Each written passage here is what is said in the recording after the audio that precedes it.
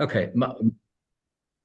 Good day to you. Well, I'm super excited and I'm really intrigued to share with you what Abdul's going to share with you. We had a fascinating conversation a couple of weeks ago. I was in America and he literally said he spent his whole career helping small to medium enterprises, effectively business owners, in terms of their businesses and creating wealth. And he then turned it and he said, if you're a business owner, what are some of the challenges you have?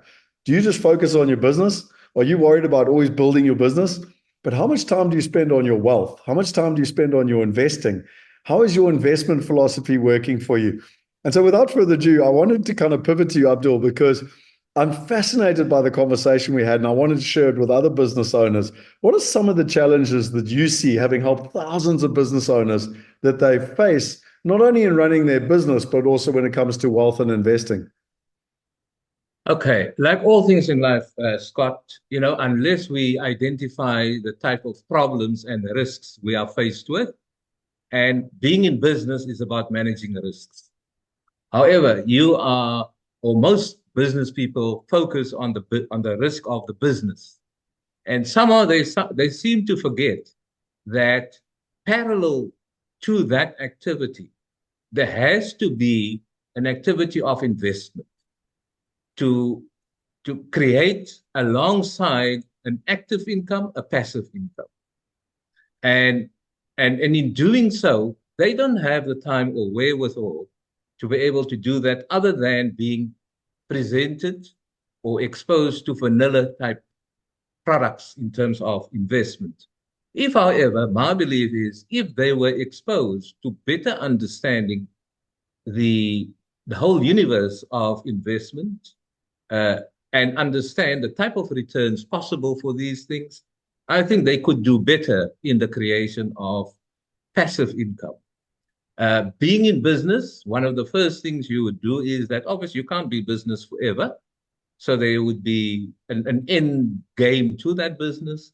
My belief is that the whole process of generating an income also, as a parallel to that, you need to create wealth.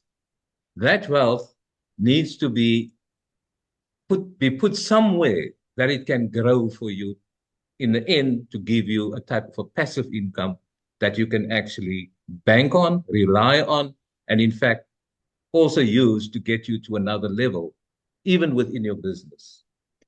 Uh, and you know what? I've been part of your Wealth Migrate University, and I found it useful, even though I'm a chartered accountant. I think the way it's put across is that here is a university which, if you attended, the courses that they offer, it actually exposes you to a better understanding of what is possible in terms of diversifying investments, what type of investments are there, what type of assets you can invest in.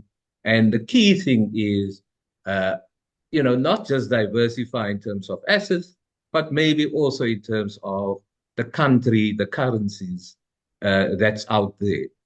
And I think you got a course going. If people would join a course like that, maybe they would be offered that type of insight, and I would encourage them to join, such an opportunity. Well, you know what's so Uh, interesting? What's so interesting, Abdul, is that as you and I were talking about when I was in America, was that the average business owner, as you rightly just said, is so busy. They go along to their financial advisor, they keep working in their business, and then 10, 20, 30 years later, they kind of look at their investments and they're like, hang on, these vanilla products have not made me any money. And they get angry because the only people actually making the money are the financial industry. And just talk to us a little bit about that because you walked a different journey. You didn't kind of rely on what I'm going to call the traditional industry. You went out and kind of found these out of the box thinking and different types of investments which got you better returns. And I'd love you just to explain your own journey as a business owner because I think it's important for others to realize that. yeah, as you know, I started my accounting or auditing practice some more than 40 years ago, okay, with a belief that, I would be able to venture and exercise my entrepreneurship, which I think I enjoyed quite a bit. However, if you understand, the business of auditing is fairly boring. And you need to have something in your life to give you some more excitement. The other thing is, in that era that I had to start in South Africa, we were in the apartheid era. So there were no real need for what was then referred to as non-white auditors because there were no big non-white businesses as such. And there was only a need for bookkeepers. I did not uh, just accept that. Okay. And I said, okay, I will still be of service to small businesses. In fact, right up until today, I have in excess of 250 of such small businesses that we serve. Some of them grew up very successfully. Some of them created partnerships and all of those things. And one of the things I taught during that period is that if you're small, you need to connect with others. You need to share not just what you know, but also try and access the things that others know. And to get to such a community, I think Wealth University actually creates such an opportunity. So I would encourage them to go there. Uh, I fortunately, in my day, there weren't very many non-white accountants, so you were very much on your own. And that got me to venture into things outside my profession. Amongst others, it led me to, I had to build my own office, for example, because in my day, you couldn't have an office anywhere. You needed to be in your own group area. So I built my office in a place called Athlone, out of the ground. And that was the first thing that alerted me to, to the business opportunity of the asset called property. Because now I didn't just build my own office, I built sufficient space to let it out. And very quickly I learned, okay, not that it was, foreign to me before, but you know what? Having tenants actually assists in you acquiring the asset that you now have. I still have the asset. It's become my pension. And how many years? I built that in 1991. You're talking 30 odd years ago. And today it's fully paid for and it provides me a rental income forever almost. So it's that type of stuff. And then I would encourage others, allied to your business. Okay. There are other opportunities. And you sometimes so close to your knitting that you can't see beyond that. By partnering, by exposing yourself to other people's ideas, it opens up more horizons for you. And I encourage my clients to actually do those kind of things. That's on the one side. On the other side is, if you're good at what you do, why aren't you growing from where you are? What is keeping you where you are? And unless you understand that and you'll discover that, you won't be able to change.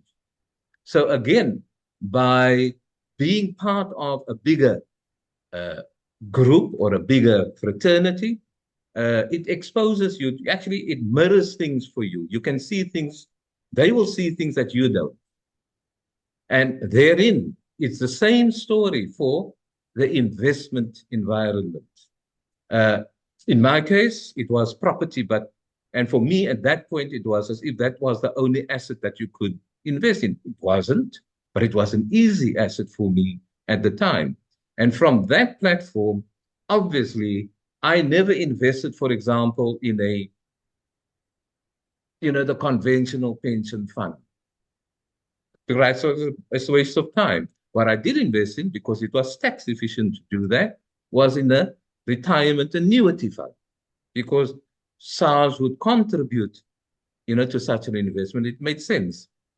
But it was not active. It was, you didn't really have any say in how they do it, what they do with it, etc. And in fact, they cancel your understanding of how the investment works. And the key to things, all things, is to properly understand how it works. Because if you know that, you actually your brain can switch on and you can work other solutions out with that type of knowledge. And hence, I would again repeat, if small business or any business person okay, who join the Wealth University, I think they will or they could be exposed to that type of knowledge and different ways of looking at things. And that's what I would encourage. You need to be dynamic. You can't just look at the same old thing in the same old way. Yeah. So I think just two last one question, one comment. My comment to start off with before I finish with my last question was, literally click on the link below. You can get access to the university that Abdul has spoken about. We've actually got an investment platform as well. So we don't just believe in learning, but actually in doing. And we also have an interesting concept which we talk about with our mastermind, where people actually want to work together in a like-minded group. So you can click on the links below and you can kind of go and experience what those are. Come and join us at either a virtual workshop or a live workshop. And, for me, take away the conversation of if and maybe and when and turn it into a plan. So, as an example, we call it a investor diversified strategy sheet. Why do you want diversification? What countries, what currencies, what assets? By the way, Ray Dalio, one of the top people in the world, his secret formula is 15 quality assets. Now, he's got a return of 21% over the last 40 years. And I always say to people, what are the top 15 assets? And they kind of look at me, but that should be part of your strategy. How do you find the right partners? How do you build a plan over time? And finally, how do you use technology? And so rather take the theory and actually walk away with plans. If you're a business owner, you know what we're talking about. Any good business has a plan, and then they work budgets to actuals against the plan to be able to get results.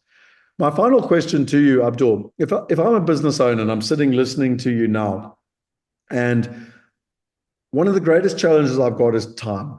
I'm trying to run my business. I'm always busy. I don't have time to come on webinars. I don't have time to come to a workshop. Time. There's always time pressure. Anyone that's ever been a business owner knows what I'm talking about. Why should someone take the time to pay attention to this? And what will it mean to them 5, 10 years from now? Because as you said, it's very important for someone to have a vision of the reality they can create. Yes. I think it's key that you balance your life. And life in itself is a dynamic. What you're capable of doing today is not necessarily what you were able to do next week.